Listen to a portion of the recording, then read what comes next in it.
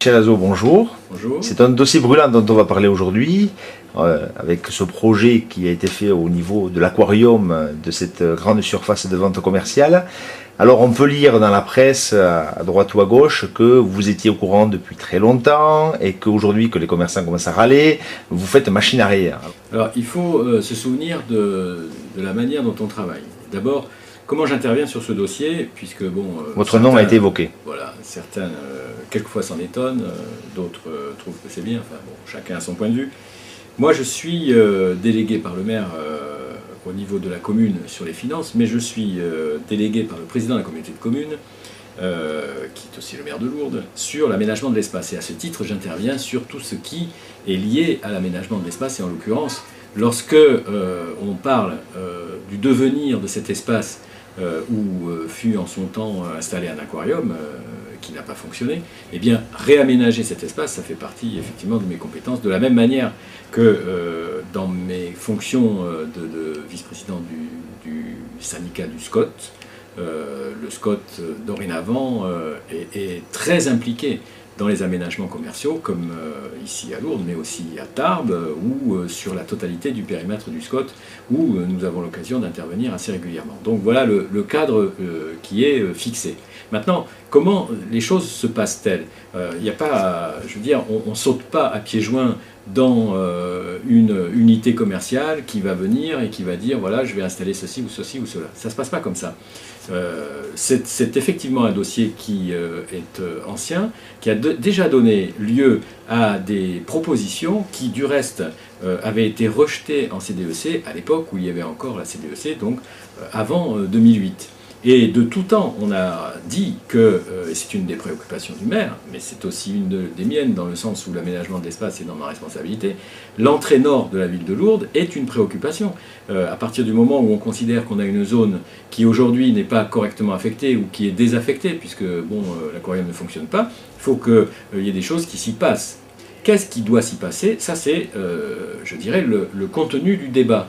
Et ce débat, il n'a pas commencé. Pourquoi il n'a pas commencé? Parce que nous avons été saisis par un promoteur commercial. Qu'est-ce que c'est un promoteur commercial? C'est quelqu'un qui cherche des espaces pour installer des commerces. Quand nous rencontrons des promoteurs commerciaux, et on en rencontre de nombreux, ces promoteurs commerciaux, ils vont travailler pendant une longue période pour essayer de déterminer un certain nombre d'enseignes, d'emplacements, etc. etc. Bon. La technique que nous utilisons, c'est une technique de partenariat. Et le premier des partenariats, c'est un partenariat d'expertise. Et nous avons dit, lorsque nous avons rencontré avec le maire ce promoteur, que l'expertise de la Chambre de commerce était essentielle pour mener à bien un projet tel que celui-là. Une expertise de la Chambre de commerce, c'est pas neutre, c'est quelque chose qui s'appuie sur des données précises, sur des enquêtes précises et sur, je dirais, une évaluation à la fois de ce qui nous préoccupe, c'est-à-dire une évasion commerciale, mais aussi des besoins avérés des consommateurs. Donc on met le parallèle entre les deux, et à aucun moment une implantation ne doit être synonyme d'une défection commerciale, c'est-à-dire si on implante une activité économique qui détruit une autre activité économique, ça n'a pas d'intérêt. Au contraire, ça n'aurait qu'un intérêt de destruction. Donc c'est dans ce sens-là que l'on a travaillé.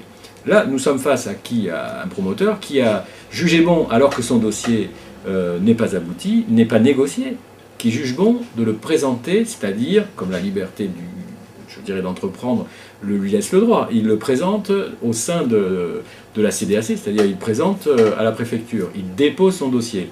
Lorsque nous sommes avertis du dépôt de ce dossier, eh bien, nous avons réuni les membres, c'est une tradition que l'on a mis en place à Lourdes depuis 2000, on réunit tous les membres, et là en l'occurrence avec les chambres consulaires, tous les membres de la CDAC, afin d'écouter les pétitionnaires, mais surtout d'avoir un point de vue pour voir où on se situe, et surtout où on se situe dans, je dirais, la construction du dossier. Ce dossier n'est pas abouti. Nous n'avons pas dit oui un jour et non le lendemain, parce que ce dossier n'est pas abouti. Il n'a pas commencé d'être, je dirais, à la moitié de l'aboutissement. Il manque d'abord des choses, ensuite il y a des choses qui ne conviennent pas. Moi j'appelle ça un dossier non abouti. Nous n'avons pas reculé, nous n'avons pas dit quelque chose qui n'existe pas, nous avons toujours dit la même chose. Et aujourd'hui, avant-hier, Quand nous avons dit au pétitionnaire « ceci, ce n'est pas possible, ce dossier n'est pas abouti », c'est ce que je lui avais dit il y a quelque temps aussi. Donc, pour aboutir, il faut faire quoi? Il faut travailler ce dossier. Et c'est, évidemment, lorsque le dossier arrive devant le public tel qu'il est, moi je comprends qu'il choque. Moi je comprends que ça choque. Ça m'a autant choqué, moi, que les autres. Je le comprends très bien. Parce que comme c'est pas fini, et comme au bout du compte, il y a des choses qui ne vont absolument pas, parce qu'on a l'impression que bon, la personne n'a pas bien compris quel était le tissu économique local, et bien évidemment c'est choquant.